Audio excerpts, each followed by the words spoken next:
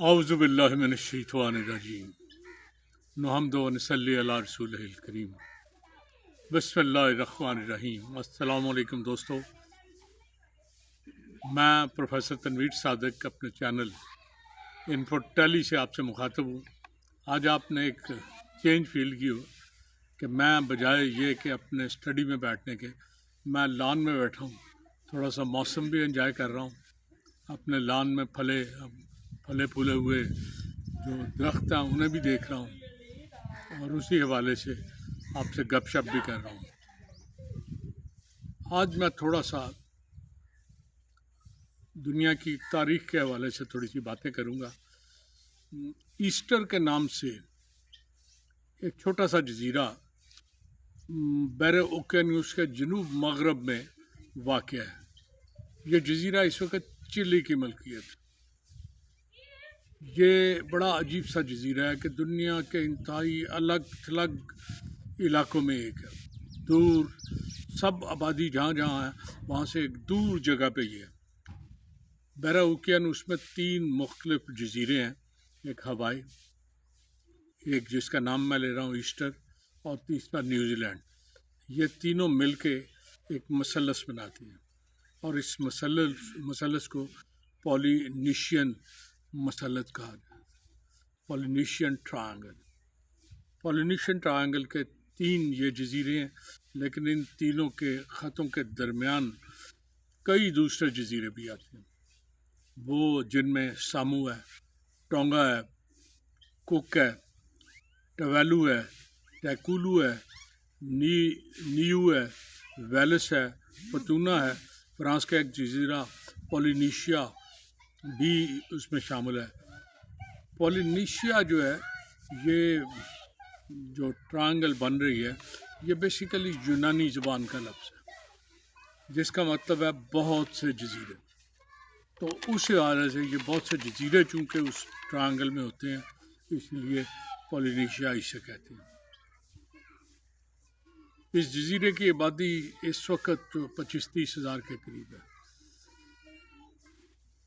90% سے زیادہ لوگ کیتھولک کرسچن ہیں، کچھ پروٹیسٹنٹ بھی ہیں لیکن زیادہ کیتھولک ہیں۔ مسلمانوں کی تعداد اس سے ملکہ ہے، جزیرے میں چھوٹی چھوٹی جگہیں ہیں مختلف، تو اس جزیرے کی ایک چھوٹی سی آبادی ہے جہاں دیہاتی جو ہے مسلمانوں کی آبادی ہے، وہاں 500 کے قریب مسلمان ہیں اور ان کی ایک مسجد بھی ہے، لیکن باقی ساری آبادی جو ہے کرسچنز پہ ہے۔ ان کرسچنز میں بھی 2 طرح کے لوگ ہیں، ایک وہ لوگ جو آبائی اسی وہاں جو پرانی آبادی جا رہی تھی، جو جسے وہاں کے قدیم باشندے کہا جاتا ہے، وہ تھے۔ کچھ نئے اس وقت آئے ہیں جو یہاں آ کے آبادی ہوئے ہیں۔ تو یہ چونکہ الگ تھلگ آبادی ہے، 1988 میں چلی نے اسے خود سے منسلک کر لیا تھا کہ یہ جزیرہ ہمارا ہے، ہماری ملکیت ہے۔ یہاں کی آبادی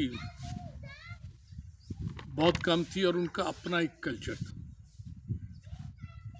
شاید پورے علاقے میں 4-5 ہزار بندے اس وقت تھے۔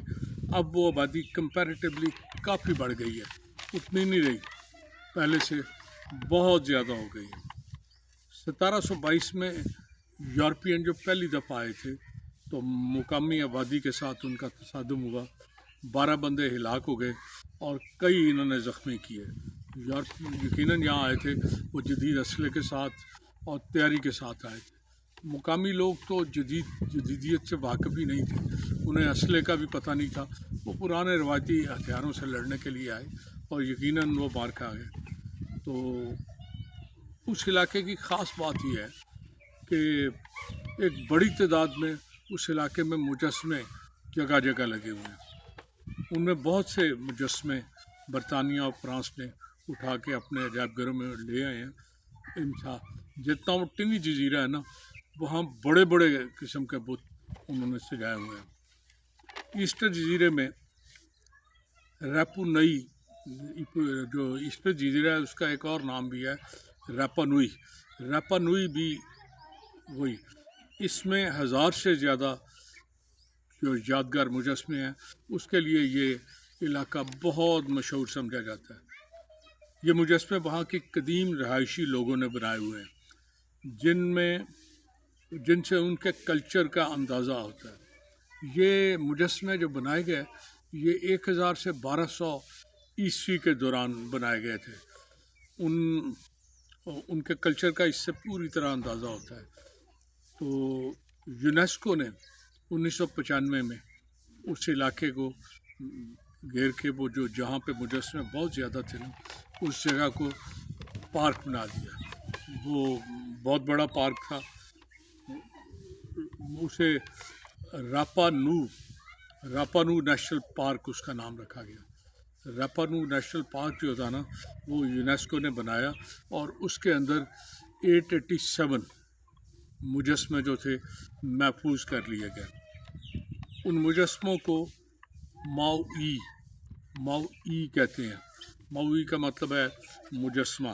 اس کے لغوی معنی ہے کسی ایک جگہ کسی مقصد کے لیے بیٹھنا۔ وہ شاید مجسمے اس طرح اکٹھے کیے ہیں کہ وہاں لوگ اکٹھے کسی زمانے میں ہوتے ہوں گے، تو وہ لوگوں کا انہوں نے عکس بنانے کے لیے یا شو کرنے کے لیے کہ یہاں اکٹھے ہوتے ہیں، تو وہ قطار اندر قطار مجسمے آپ کو نظر آئیں گے کہ ایک ہی جگہ استاد ہیں۔ اور وہ موئی کا مطلب میں نے کہا نا کسی خاص جگہ، اس کا کسی زبان میں مجسمہ بھی ہے، لیکن یہ ہے کہ ایک جگہ اکٹھے بیٹھ کے کچھ سوچنا کسی مقصد کے لیے، تو موئی ان مجسموں کا نام۔ تو یونیسکو نے اسے ہیریٹیج اسٹیٹس دیا ہوا ہے، ورلڈ ہیریٹیج اسٹیٹس، جس کے تحت وہ مجسمے ہمیشہ کے لیے محفوظ ہو گئے ہیں۔ ان مجسموں کو گرایا نہیں جا سکتا، وہاں سے چھیڑا نہیں جا سکتا، اور وہ اس نیشنل پارک کو، وہ بہت بڑا پارک ہے، کئی ہیکٹر میں ہے، اسے وہاں پرماننٹ محفوظ کر دیا گیا ہے۔ یہ اس علاقے کا کلچر ہے۔ تو اس وقت میں نے بتایا نا کہ وہاں 877 مجسمے ہیں۔ اس کے علاوہ کچھ مجسمے عجائب گھر میں برطانیہ میں بھی ہیں، اور یہ جو چھوٹے چھوٹے جزیرے اس ٹرائنگل کے درمیان میں ہیں، یہ سارے کسی ایک بندے کی ملکیت نہیں۔ یہاں پہ قبضہ برطانیہ کا بھی ہے، فرانس کا بھی ہے۔ فرانس کا 5-6 ایسے ہیں جن پہ فرانس قابض ہے، برطانیہ کے ہیں، ہسپانیہ کے ہیں۔ تو یہ جو مختلف آپ کو نظر آئیں گے جزیرے، یہ مختلف ملکوں کی ملکیت ہے، لیکن یہ جو جزیرہ جس کی میں نے بات کی ہے، جس کا کلچر یونیسکو نے خاص طور پہ محفوظ کیا ہے کہ وہاں پہ وہ خاص مجسمے تھے، وہ چلی کی ملکیت ہے۔ دوسرا نیوزی لینڈ انڈیپینڈنٹ کنٹری ہے جو ایک طرف ہے، اور ہوائی جزیرہ جو ہے وہ آپ کو پتہ ہے کہ وہ امریکہ کی ملکیت ہے۔